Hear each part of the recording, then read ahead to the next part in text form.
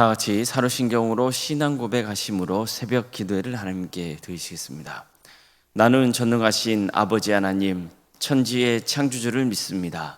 나는 그의 유일하신 아들 우리 주 예수 그리스도를 믿습니다. 그는 성령으로 잉태되어 동정녀 마리아에게서 나시고 본디오 빌라도에게 고난을 받아 십자가에 못 박혀 죽으시고 장사된 지 사흘 만에 죽은 자 가운데서 다시 살아나셨으며 하늘에 오르시어 전능하신 아버지 하나님 우편에 앉아 계시다가 거기로부터 살아있는 자와 죽은 자를 심판하러 오십니다. 나는 성령을 믿으며 거룩한 공교회와 성도의 교제와 죄를 용서받는 것과 몸의 부활과 영생을 믿습니다. 아멘. 찬송가 15장 찬양하시겠습니다. 찬송가 15장입니다.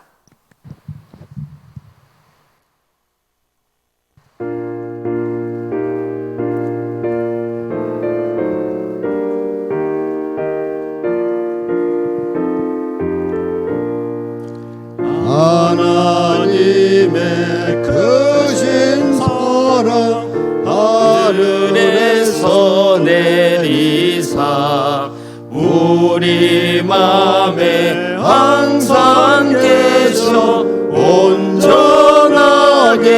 하소서.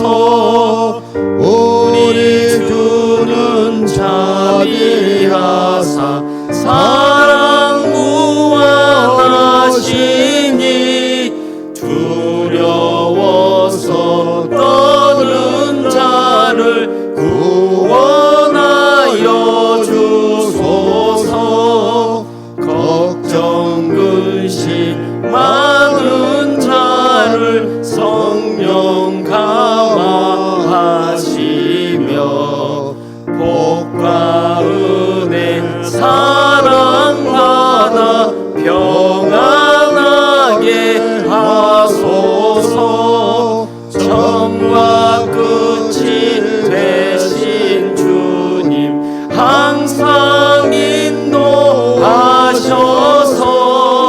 마귀 유혹 받는 것을 속히 끊게 하소서.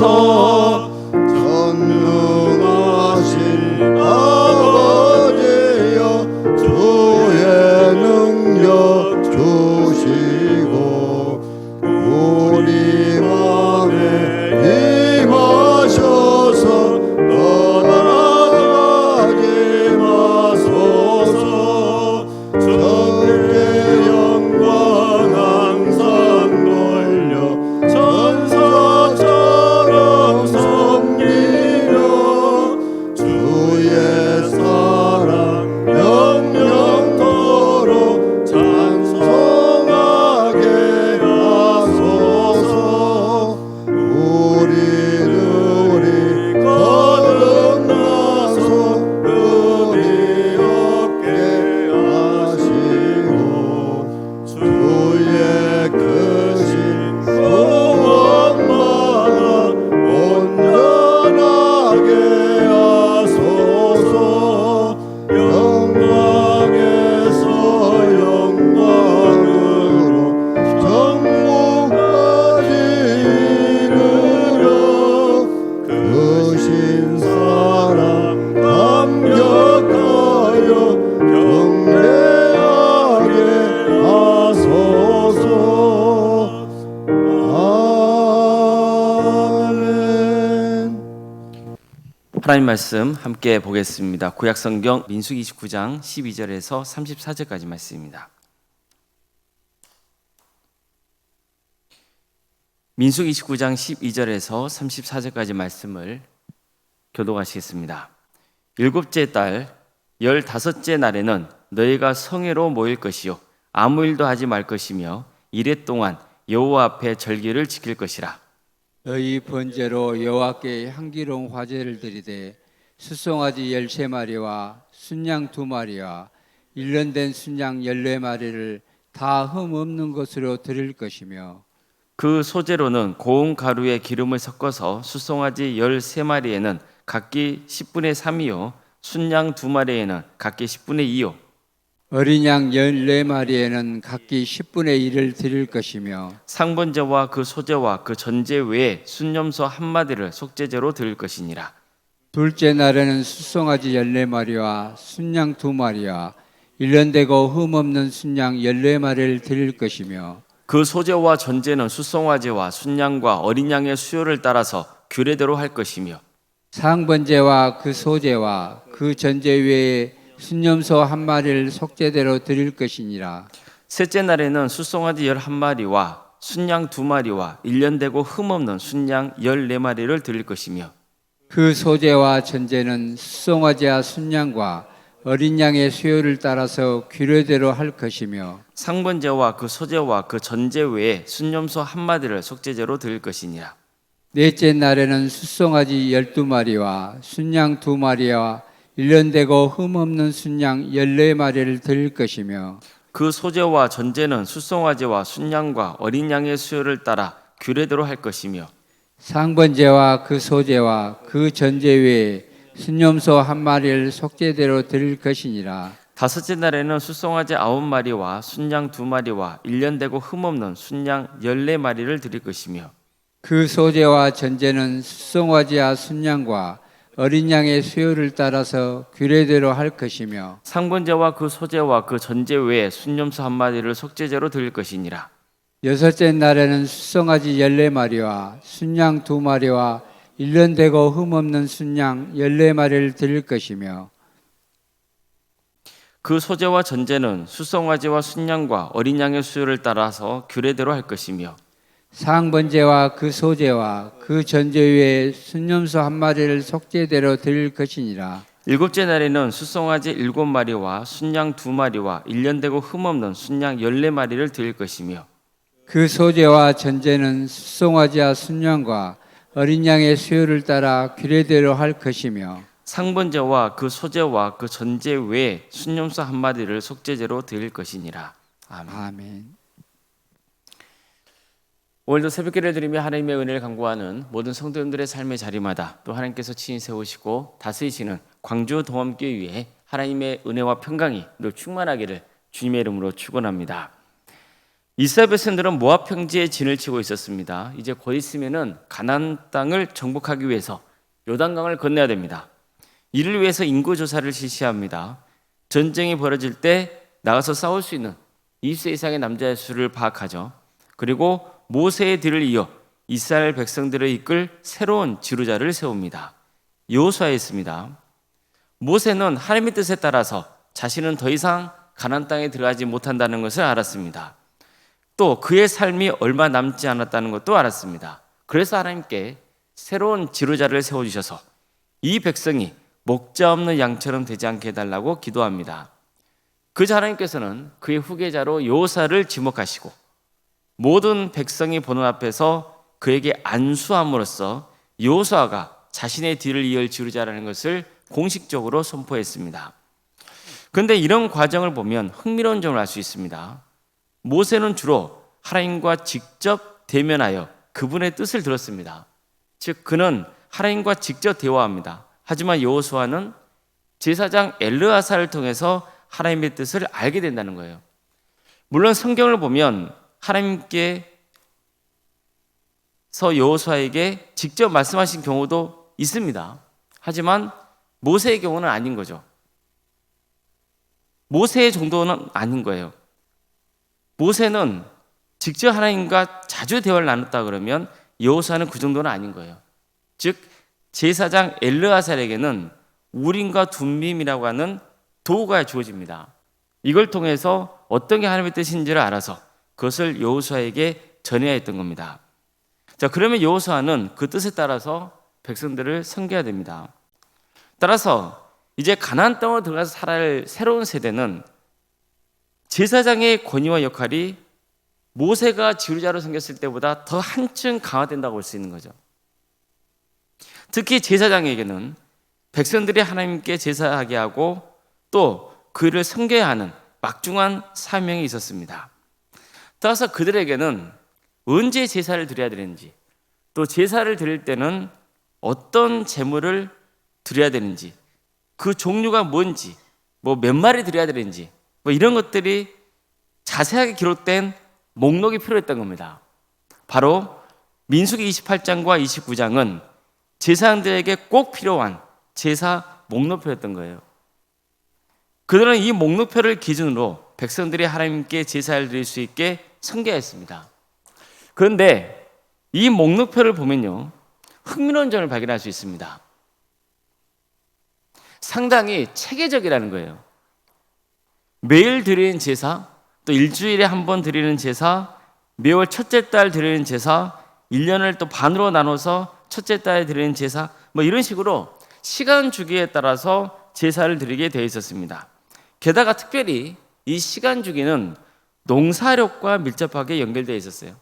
왜냐하면 장차 이스라엘 백성들은 가나안 땅에 들어가서 농사를 지어야 되거든요. 그 주기에 맞추는 거예요. 그래서 77절이랑 뭐 초막절의 경우처럼 추수하는 데 맞춰서 제사를 드리게 되어 있었습니다. 특히 흥미로운 점은요,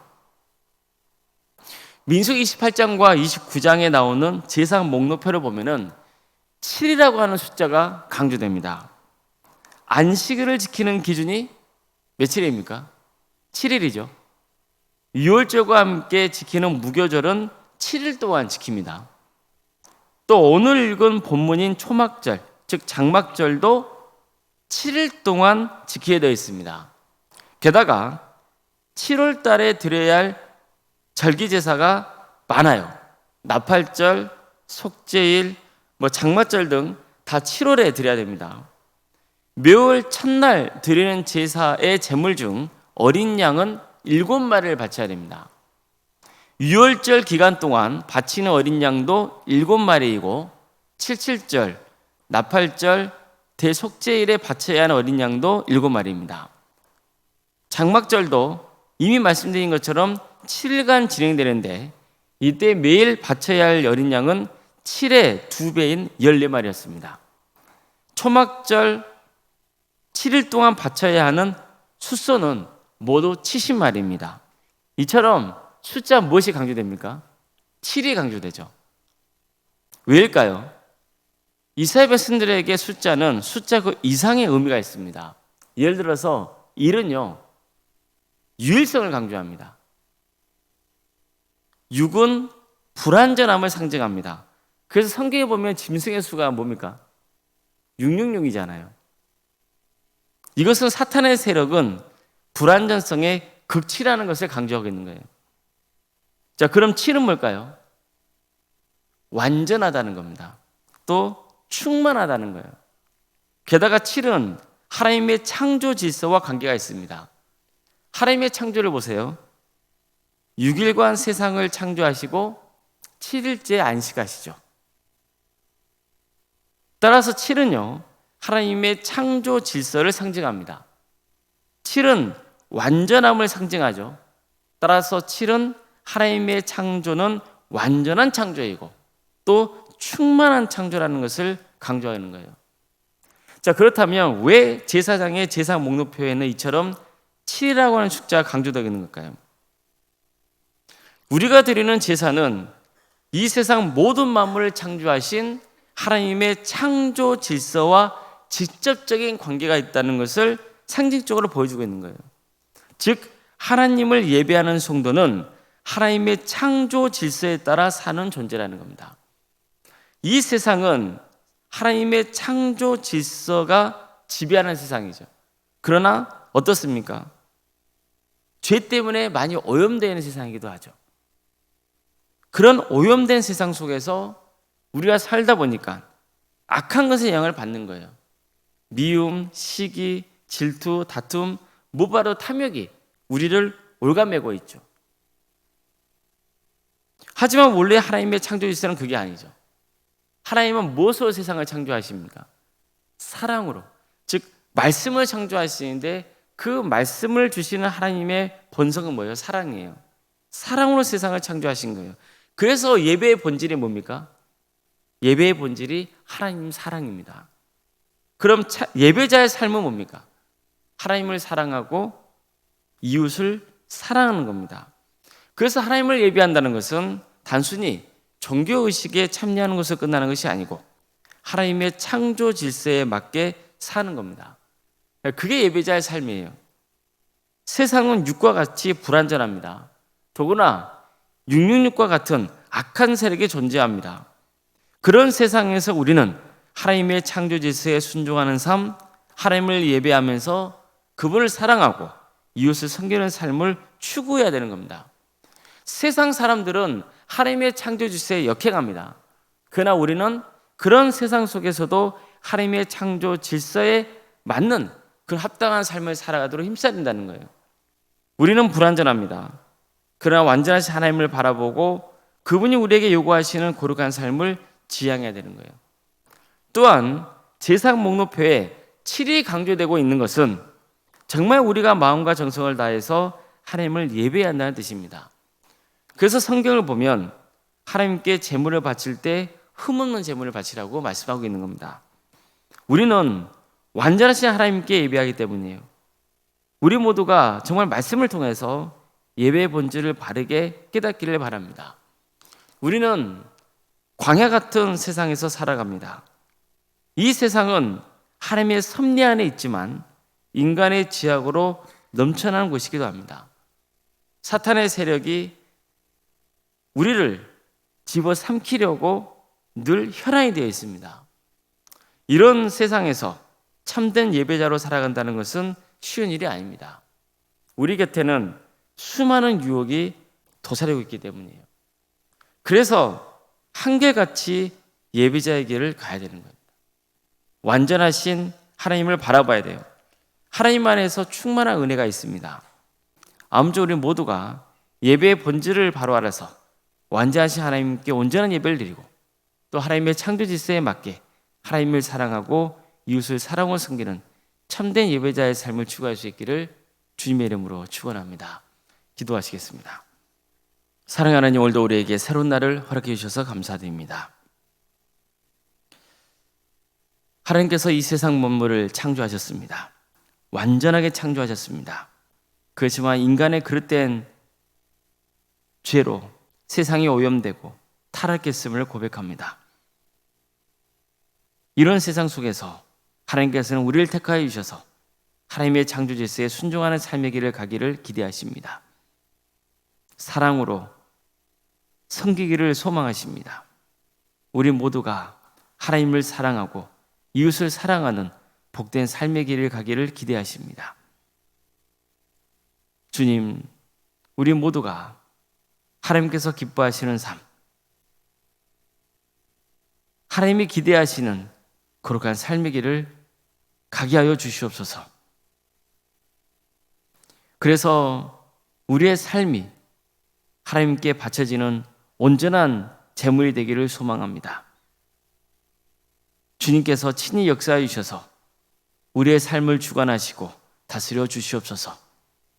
광주 도함교회를 세워주시고 우리 성도들이 모여서 하나님을 예배하도록 인도해 주셔서 감사드립니다. 하나님을 예배하는 것이 형식적인 종교 생활로 그치지 않도록 도와주시옵소서. 예배의 본질을 바르게 깨닫게 해주셔서 온전하신 하나님을 예배하며 하나님을 사랑하고 이웃을 서로 사랑으로 섬기는 복된 성도에게를 가는 동암교회 되게 하여 주시옵소서. 그래서 하나님의 역사로 신앙의 명가를 세워가고 예수님의 말씀으로 인재를 양성하고 성령님의 능력으로 선한 영향을 끼치는 거룩한 공동체가 되게 하여 주시옵소서. 사랑의 주님, 우리 성도의 삶 가운데 주께서 늘 함께하여 주시옵소서. 가정을 지켜주시옵소서. 하나님의 충만하신 은혜와 축복이 우리 가정에 차고 넘치게 하여 주시옵소서. 유추적인 질병으로 고통당하는 성도들, 주께서 그들을 기억하여 주시고 치유와 회복의 역사를 허락하여 주시옵소서. 사랑의 주님, 도와주시옵소서. 여러 가지 어려운 문제를 놓고 하나님을 간구하는 성도들이 있습니다. 그 성도들의 각각의 기도를 들어주셔서 가장 좋은 때에 가장 좋은 곳으로 응답하여 주시옵소서. 객지에 나가는 성도도 있습니다.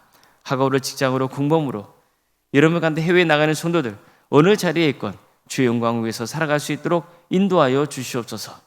그들의 안전을 지켜주시옵소서. 자녀 잉태를 바라는 가정이 있습니다. 출산을 앞둔 가정도 있습니다. 도와주시고 함께하여 주셔서 생육과 번성의 축복이 함께하는 가정이 되게 해주시고 또 출산 은혜 중에 잘 마칠 수 있도록 인도하여 주시옵소서.